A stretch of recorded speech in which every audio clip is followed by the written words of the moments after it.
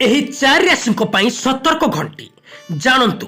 24/2/2024 ତାରିଖ ଠାରୁ ବୁଧ, ଶୁକ୍ର ଏବଂ କେତୁ ଅନେକ ରାଶିକୁ ଯାତ୍ରା କରିବେ। ଏ ପରିସ୍ଥିତିରେ ଏହି ରାଶିର ଲୋକମାନେ ସତର୍କ ରହିବା ଭଲ। ବର୍ତ୍ତମାନ ଗ୍ରହମାନଙ୍କର ପରିବର୍ତ୍ତନ ସ୍ଥିତି ଅନେକ ରାଶିଙ୍କ ଜୀବନ ଉପରେ ପ୍ରଭାବ ପକାଇବ। ନୂତନ ବର୍ଷରେ ବୁଧ, ଶୁକ୍ର ଏବଂ କେତୁ ଅନେକ ରାଶି ଦେଇ ଯାତ୍ରା କରିବେ। ଏ ପରିସ୍ଥିତିରେ ଏହି ରାଶିର ଲୋକମାନେ ସତର୍କ ରହିବା ଭଲ। ବୃଷ, ବର୍ଷ ଆରମ୍ଭ ଦିନ ବୃହସ୍ପତି ଆପଣଙ୍କର ରାଶିର ଦ୍ୱାଦଶ ଘରେ, କେତୁ ପଞ୍ଚମ ଘରେ, ବୁଧ ଶୁକ୍ର ସପ୍ତମ ଘରେ, ସୂର୍ଯ୍ୟ ଅଷ୍ଟମ ଘରେ, ମଙ୍ଗଳ ଅଷ୍ଟମ ଘରେ, ଅଷ୍ଟମ ଘରେ ଶନି ଦଶମ ଘରେ ଅଛନ୍ତି ଏବଂ ରାହୁ ଏକାଦଶ ଘରେ ଅଛନ୍ତି। ଏହା ଉପରେ ଆଧାର କରି ଏବଂ ଚଳିତ ବର୍ଷ ଘଟୁଥିବା ପରିବର୍ତ୍ତନ ଆପଣଙ୍କର ଉଦ୍ୟମ ପାଇଁ ଏହା ଏକ ଫଳପ୍ରଦ ବର୍ଷ ହେବ। ଅଫିସରେ ଆପଣଙ୍କର କାର୍ଯ୍ୟ ଅନୁଯାୟୀ ପଦୋନ୍ନତି ହେବ। ଯେକୌଣସି କାର୍ଯ୍ୟକଳାପ ଯୋଜନା କରିବା ଏବଂ ଏହାକୁ ନିୟମିତ କରିବା ଭଲ।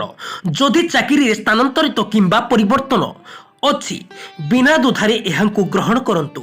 ବରିଷ୍ଠମାନଙ୍କ ସହିତ ଯୁକ୍ତି କର ନାହିଁ। ଏହି ରାଶିର ଲୋକମାନେ ଏହି ବର୍ଷ ସାବଧାନ ରହିବା ଭଲ। ସିଂହ, ଏହି ବର୍ଷ ଯେଉଁଥିରେ ଆପଣଙ୍କର ଆତ୍ମବିଶ୍ୱାସ ବଢ଼ାଇ ପାରିବେ, ଯେଉଁଠାରେ ପୂର୍ଣ୍ଣ ପ୍ରୟାସ ସହିତ କୌଣସି ପ୍ରତିବନ୍ଧକକୁ ଦୂର କରିବା ଭଲ। ଅଫିସରେ ତୁମର କୌଶଳ ପ୍ରଶଂସିତ ହେବ। ପଦୋନ୍ନତି ଏବଂ ସ୍ଥାନାନ୍ତରିତରେ କିଛି ବିଳମ୍ବ ହୋଇପାରେ। ଯଦି ଆପଣ ନିୟମିତ ଯୋଜନା କରୁଛନ୍ତି ଏବଂ କାର୍ଯ୍ୟ କରୁଛନ୍ତି, ତେବେ ଆପଣ ଶୀଘ୍ର ବେତନ ବୃଦ୍ଧି ପାଇପାରିବେ। ଉଚ୍ଚ ଅଧିକାରୀଙ୍କ ସହିତ ଯୁକ୍ତିରୁ ଦୂରେଇ ରୁହନ୍ତୁ। ସହକର୍ମୀଙ୍କ ସାମ୍ନାରେ ଟିକିଏ ସତର୍କ ରହିବା ଭଲ ହେବ। କୌଣସି କାର୍ଯ୍ୟରେ ସତର୍କ ରହିବା ଲାଭଦାୟକ ହେବ।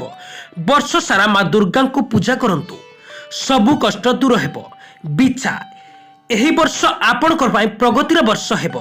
ଅଫିସରେ ଅହଙ୍କାର କର ନାହିଁ ଏବଂ ଆତ୍ମବିଶ୍ୱାସରେ କାମ କର।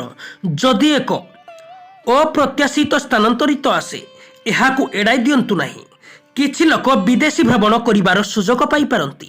କାର୍ଯ୍ୟକ୍ଷେତ୍ରରେ ଅନ୍ୟମାନଙ୍କ ସହିତ ଆଲୋଚନା କରିବା ଠାରୁ ଦୂରେଇ ରୁହନ୍ତୁ। ଏହି ବର୍ଷ ସାରା ସତର୍କ ରହିବା ଭଲ। କୁମ୍ଭ,